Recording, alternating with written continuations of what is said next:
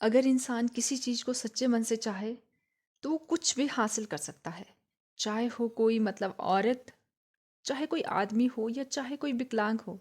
आज मैं आपसे भारतीय महिला की एक ऐसी दर्दनाक कहानी शेयर कर रही हूँ जिसने अपना एक पैर ना होने के बावजूद भी दुनिया की सबसे ऊंची चोटी को चढ़ने में सफलता हासिल की है। 11 अप्रैल 2011 अरुणिमा लखनऊ से दिल्ली आ रही थी। ट्रेन में कुछ बदमाशों ने उन्हें सोने की चैन छीनने की कोशिश की। अनुरिमा वॉलीबॉल चैंपियन थी। उन्होंने एक स्पोर्ट्स वुमेन स्पिरिट दिखाई और सोने की चैन देने से इनकार कर दिया। जब चैन देने से इनकार किया तो वो 4-5 लड़के थे।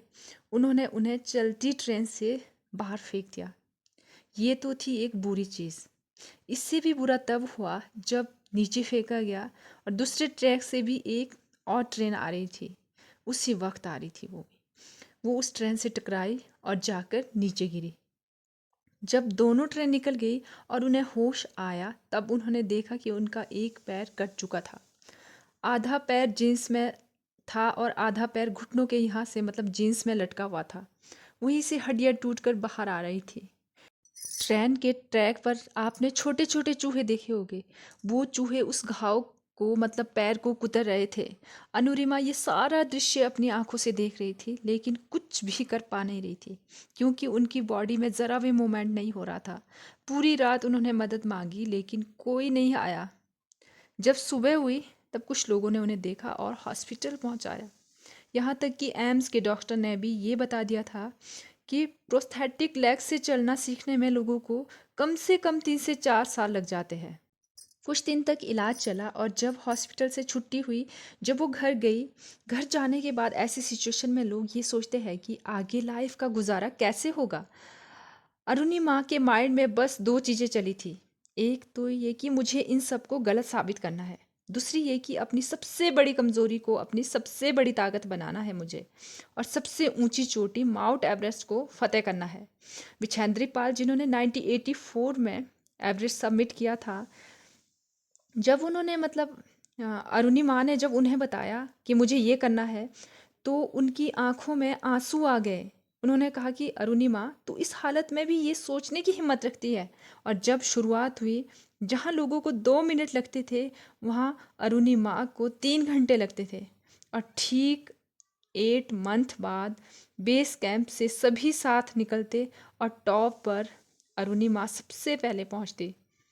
बाकी सबके पैर सही सलामत थे लेकिन उनके सही सलामत नहीं थे। फिर भी अरुणिमा सबसे पहले पहुंची और 21 मई 2013 को वो दुनिया की सबसे ऊंची चोटी पर थी। कैसे कैसे गई वो? लोगों को लगता था उन्होंने अपने इस गोल को पैरों से क्लाइंब किया, लेकिन अरुणिमा का कहना था कि उन्होंने इसे अपने पैरों से तो क्लाइंब किया ही नहीं, उन्होंने इस मिशन को अपने दिमाग से क्लाइंब किया है। वो जब रात को क्लाइंबिंग कर रही थी, क्योंकि रात को वेदर बहुत ही नॉर्मल होता है, इसीलिए रात को क्लाइंब करना थोड़ा आसान होता है। जब वो रात को क्लाइंब कर रही थी, अंधेरे में जहाँ भी उनकी हेडलाइट पड़ रही थी वहाँ पर सिर्फ लाशें ही लाशें थी। उनके अंदर से डर डर निकल रहा था कि जिस काम को करने के लिए मैं निकली हूँ उसी काम को करने के लिए ये लोग भी निकले थे और ये यहाँ ऐसे मरे पड़े हुए हैं। इन लोगों का तो शरीर भी सही सलामत था, उसके बावजूद भी वो इस डर का सामना करके उन्होंने एक कदम आगे बढ़ाया और उसी कदम के आगे अपना एक और कदम रखा। धीरे धीरे ही सही वो आगे बढ़ी। इलेरी स्टेशन जो कि एवरेस्ट से थोड़ा सा नीचे है, वहाँ पर उनका ऑक्सीजन लेवल कम होने लगा।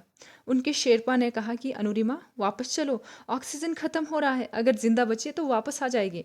लेकिन अरुणिमा को पता था कि ये मौका दोबारा नहीं मिलेगा, शायद इसके आगे उन्हें कोई मुकाम मिले ही ना। वो इस गोल्डन चांस को कभी खोना ही नहीं चाहती थी।